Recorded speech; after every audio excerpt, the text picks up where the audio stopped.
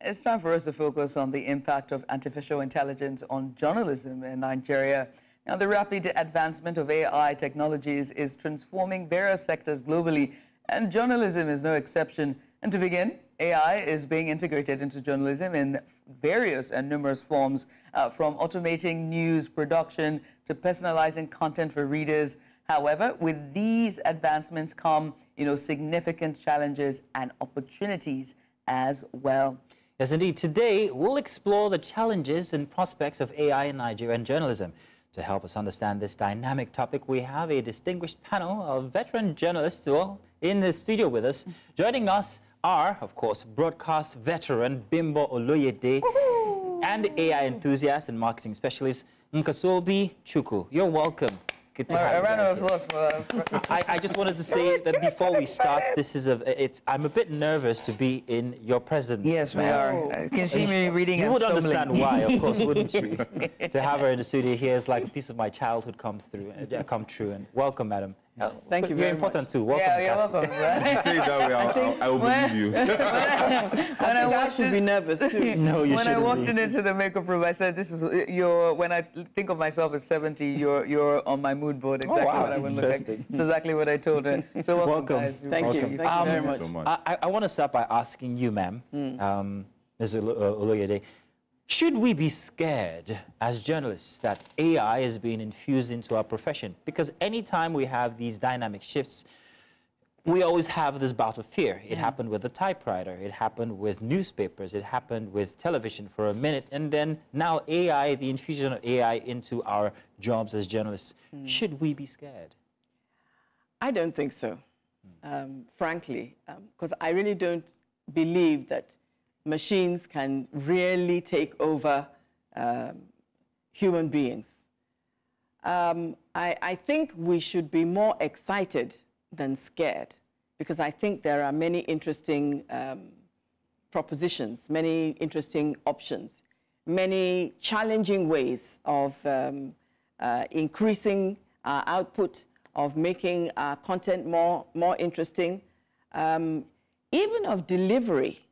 Because, well, we have an expert in AI here with us, but even in delivery, there are sometimes ways and means that you can enhance delivery too through AI. So I don't think that this is the time for being scared. I think this is the time for being more creative, and I think being excited. A room for creativity. Do you agree as well? I think so, but I mean, I have to add the caveat that I've had a lot of these conversations, and I've been the first person to say that it's something we should embrace, it's something we should find a way to work with. But I think that it does, call for some level of concern, especially when you look at the rate at which AI is advancing. I think that we need to think a little deeper in terms of what our place will be. And also, I just want people to understand that the fear is justified. So it doesn't feel like we're telling people that, oh, if you're afraid, we don't understand why you're afraid. I mean, the fear makes sense, We're not sure what it means. And unlike most of the advancements we've had in history, this is one that's affecting every single industry at the same time. So it's everything, everywhere, all at once.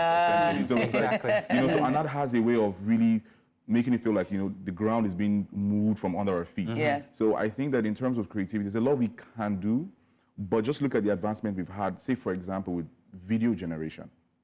Just a year ago, AI wasn't able to generate anything that was coherent. The videos all look very muddy. It's barely been a year with OpenAI's Sonar that they're launching now. You can make lifelike video content.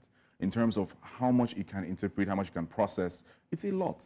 So the question is, what happens 5 years from now? Where are we going to be? We're able to get interesting content, but lifelike videos that you just said, and which will now take us to the next question about ethics, right? And I'm going to start with the journalism, Andrew, if I come to you, and I'll come to you, Ms. Oloyede. In the newsroom, there are ethics that we're meant to abide by, and many things we're supposed to do in terms of journalism, the very ethics. With that level of intelligence, can the lines be blurred when it comes to the ethical code of this very esteemed profession?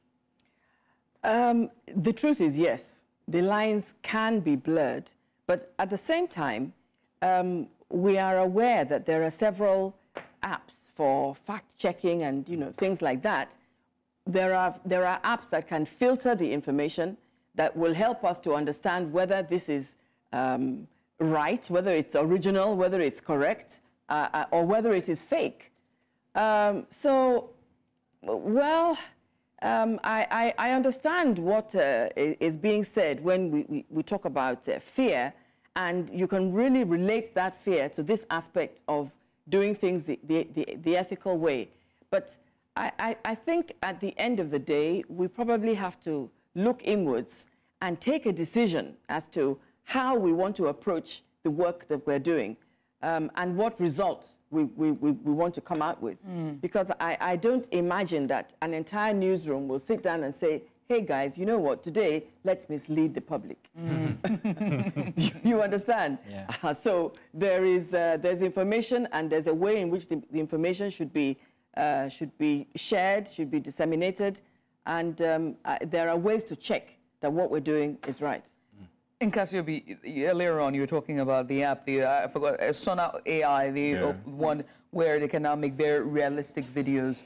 Now, we are in the profession, you are an enthusiast, right? And so with this type of tools in the wrong hands, you know, using our likeness to put out false information, misinformation, if it falls into the wrong hands, let's talk about ethics in that sense, in protecting and just protecting our profession and making sure that it's still, the ethics still abides. So I think that, you know, it's a no-brainer. If the tools are in the wrong hands, a lot of damage can be done. But at the same time, it feels like one of those ones that the problem sort of presents its own solution. To a large extent, AI becomes probably one of the only ways to detect other AI content. Although it's very arguable, but it does help solve the problem that it creates on a certain level. But I think that it's still the same thing, like the analogy of like the kitchen knife, where it's like people cook with it, some people do a lot of terrible things with it. We're going to have to find a better way to contain it. And if we use the analogy also of like the newsroom, it is very possible to run an entire newsroom solely with AI. And let's say, for example, in best case scenario, you have, say, for example, fact-checking, you know, maybe a system that prioritizes all the stories that are coming in from all the streams, can check and decide what works best at what time. It can be very efficient, from the actual presenters or newscasters who are AI generated to the lifelike audio that we can get now. It is possible. But we could decide as a people and say that we want to see to it that there's a balance. Now say, that for scares example, me. I'm going to let you finish. I'm going to go Kanye on you. I'm going to let you finish. Because your job is on the line. But isn't that scary in itself? We're already battling misinformation when it comes to social media. Yeah. Thank you, Trump. You know, it's fake news here, fake news there, and it's a tool. They use it in warfare. Yeah. Now, if we have that war on its own when it comes to social media, the infusion of AI now, where you can actually get my likeness and her likeness and my voice and everything, doesn't that pose a bigger problem for us?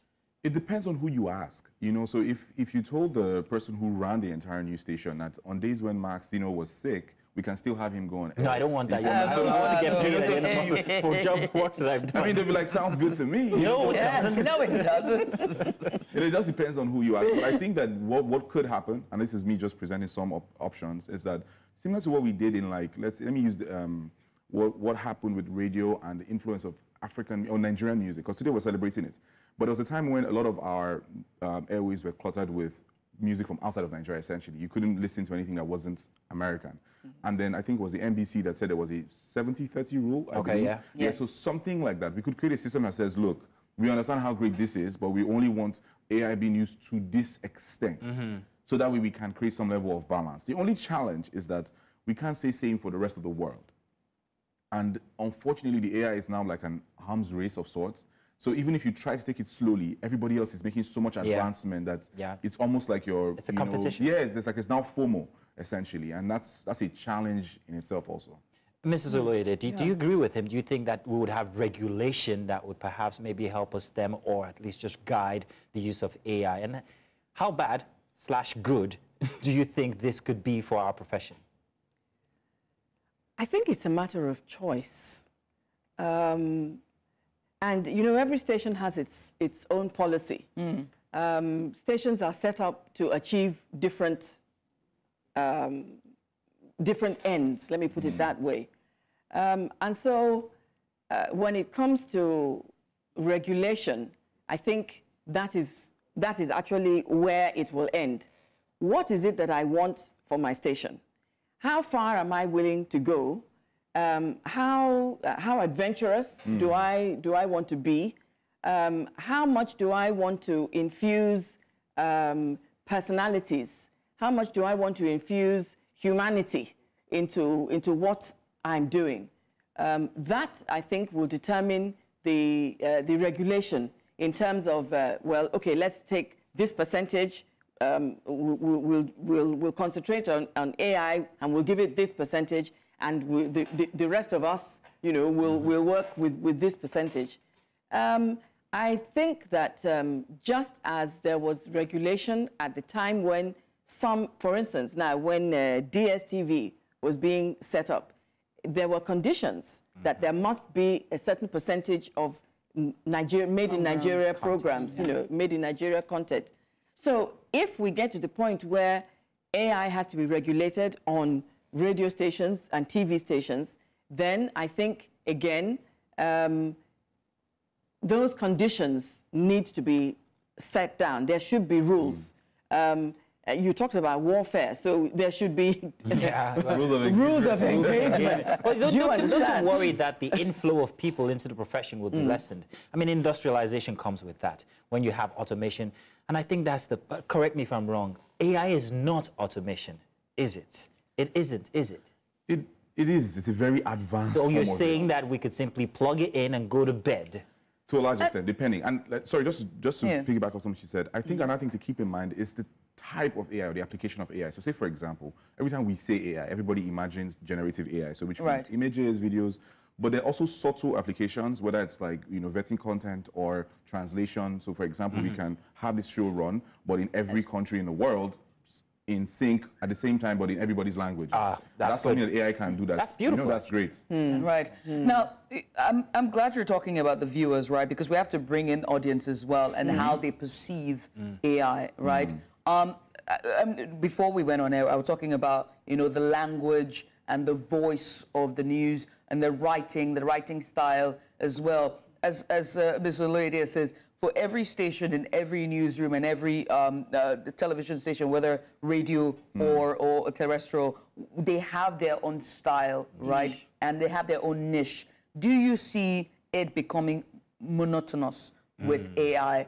And do you see what you perceive the reception of audience to be to AI? I think that it will not be monotonous because the guys who are building these things are making a lot of effort to create as much dynamism as possible. So AI can mimic a lot of personas, personalities, or approaches when it creates content. But in terms of the audience perspective or reception to this, the challenge is that beyond a certain point, people just don't really care. And I think that it's also a thing about generations or demographics. For those of us who are, I think we're like, as millennials, we're like the last point or last line of defense. Everybody younger than us doesn't feel so deeply about it because they were born into an era where they were already online. We're the last people who experienced the world without the internet and smartphones. The rest of them they were born into, so it feels normal to them. So a lot of the things that we're pushing against and a lot of the nuances we're fighting to save is sentimental. It's sentimental, yes. Yes, nostalgia. It's interesting you should talk about the... No, I was waiting. Madam, do you want to add something to his answer? Well, yes. You see, in as much as for Gen Zs, they are used to a certain type of, I was going to say tone, but culture? Not even culture. We're talking about the tone. So they are used to a certain monotone. But I tell you something very interesting. Some years ago, I went to speak to a group of students, and I was reading something to them. And at the end of it, I had been warned, actually, by the lecturer that their attention span was very limited, okay? So I was reading something to them, and at the end of it, one young lady stood up and said, you know, we don't usually listen to things like this. We're not usually, it's not that we're not interested, but we switch off very quickly. But I don't know what it is you did, and I don't know quite how you said it, but all of us listened. So that tells me that unless AI can reproduce the inflections, the emotions, and the intonations that the human voice carries, then, well, I'm not saying that it will not be successful, but it may be short-lived. Well, you said something, in terms of the newsroom. This gentleman here is responsible for taking people's jobs away. He's created Africa's first AI-generated, is it music or produced music? Yeah, it was a music album, and now there's an artist. album. There's an artist that's AI-generated. Now, he did that. Now, I want to ask you based on that now, how has it been inside of the music industry? First off, let's remember that only just a couple of weeks ago, Kendrick Lamar, wasn't it? Sorry, it was Drake. It was Drake and Tupac's voice. Tupac and who else now? Tupac it was Tupac's voice. Yeah, and it was, I mean, it was believable. So how has that affected music? In your expert experience, you being a person who has there's still been a lot of pushback in music. Music is one of the places that has not been as affected as most industries, not because of anything else, but because the powers that be are trying to keep it at bay, but while they're trying to figure out the best way to, inculcate it, there's still a lot of impact. But I want to say that we're taking baby steps, essentially, but I still, and like I said, I want to be the first person to say that, look, I have concerns about, like, how much it will change the world. Not because it's going to be the worst thing ever, but it's going to force us to face our humanity on a level that we haven't ever as a species. But the other thing that's scary. It brings back memories of Skynet. Oh, that was Terminator. What is wrong with you? But to also answer what she asked, AI can mimic these inflections. We've seen it now, ChatGPT or OpenAI through the new GPT 4.0. No, 4.0, that's what it's called, because 1.0 is old. So it's like 4.0 can mimic it. It giggles, it laughs, it can give you the inflections of humor. It knows when it's being sarcastic, and it can tap into your video feed right now to interpret what's going on in real time. So like I said, that's just in 1 year. In 5 years, it will be more, intimate. And essentially, because it can pull in personalized data, it means that the content will always be in a form that makes the most sense to each person. So like with your analogy, with your story you shared, the young girl says, oh, this felt different for me. What happens when the AI system can do that at scale? All our information is online now. All our data is online. Our phones are always listening. It's not, don't worry about AI. Before AI, don't worry, you say. What I mean is, like, before AI, this was happening. You can have a conversation right now, and then when you go on your phone, you see an ad. Yeah. That's in line with what you were just talking about. Yeah. You say, hey, Siri. Siri responds, which means Siri was listening the entire time you weren't speaking, waiting till you said, hey, Siri. So how much information were you passing? Did you hear that? I'm hoping my phone doesn't hear it, actually. I'm putting that away. So, but there's so much, which means that everything can be decentralized. Now, how great that is for us as a people is arguable. So we make a lot of progress by giving people what they want on a personal level, but we lose our community. Thank you. I'm glad you've gotten to that point, because I wanted to ask, where do we draw the line? Because the more AI evolves, the more it gets realistic, the more it becomes as human-like as can ever be, as the eye and the mind can ever imagine. So where do we draw the line to say, okay, improvements is enough, technological advancements is enough, and this is enough? And that's where I think, personally, this is my personal opinion, that I don't know how, but I hope that we can get to a point where enough people say, yeah, we won't do past this point. But unfortunately, based on capitalism, the greed, the need for power, if we said, for example, that we're not going to advance anymore let's say America says they're not advancing, China is still there with Baidu. Yeah. So if you guys don't have ChatGPT, there's Baidu. And Russia isn't saying anything, doesn't mean they're not doing something, or the guys in the Middle East aren't. So my problem is that people are just doing too much, and I'm not sure they know why really, but it's the next frontier. And my other challenge, and I think I should close out with this, is that in the tech space, we're starting to see a new trend of having solutions that don't have problems yet.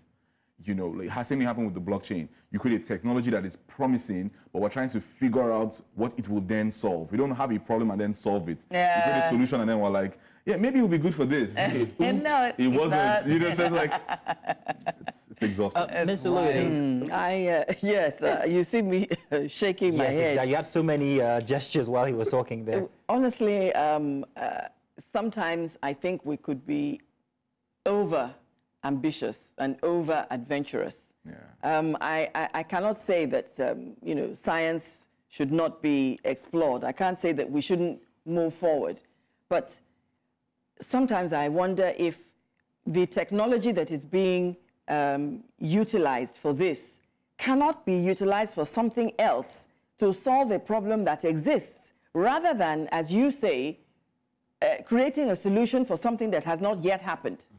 It doesn't make sense to me. Why can't we use the AI in a more, well, it's already productive and it's already constructive, but a more solutions-based approach and application. Yeah, and we're seeing that in healthcare. The people who are now getting a chance to communicate with loved ones in ways that they haven't in their entire lives, because there's ways to now connect with AI tools that allow them to express themselves. People who are struggling on extreme forms of inabilities or autoimmune diseases. Exactly. So there's ways that it can work. There's ways that it's helpful, but it's just one of those new frontiers that comes with its own problems. Right. And I think that the truth is nobody truly knows.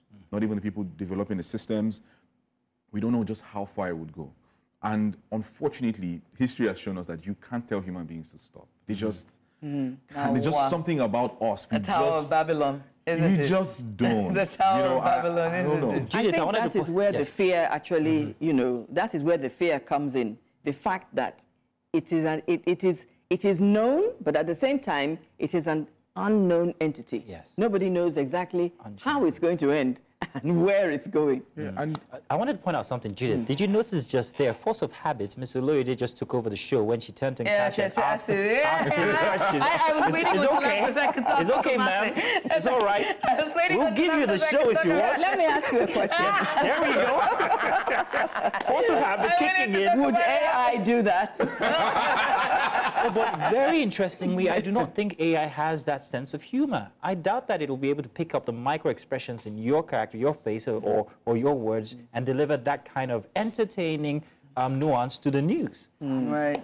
I think, ma'am, you're great at this. No wonder. That's the right question. But regarding journalism and the use of AI and how it affects fake news dissemination, and it can be prolific. It can take 1 million people can get information just like that, as against back in the days where you had to sit down at 9 o'clock.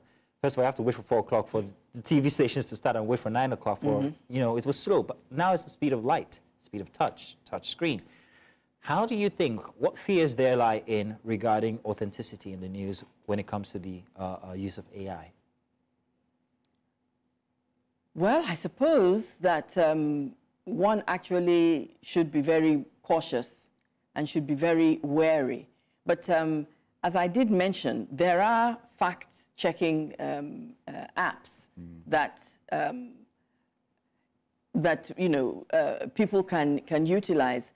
I imagine that the editor, the news editor, is the person that really is going to have the nightmare, to a large extent. But I think perhaps also the news anchor may be part of that bad dream. Because when the information goes out, and it goes out through the news anchor, you are more, well, I would say you, because you just read a news bulletin, for instance, you would be held responsible. Oh, no. More so than the editor, because you're the face. You're the face. Exactly. Okay? So even though eventually the editor is going to carry the can, but you are going to be the one that, yes, you will be the first port of call. So I think what is going to have to happen is that just as news producers, news editors have to be extremely careful, let the news anchor not assume that because it has gone through a process that it necessarily means that it's correct. So the news anchor will also have to do his or her own bit of research and due diligence. Right. Yeah. Before I let you go, I know the young stars are most likely listening or watching if they decide to get out of the bed after a long Friday night. But they would definitely catch this, right?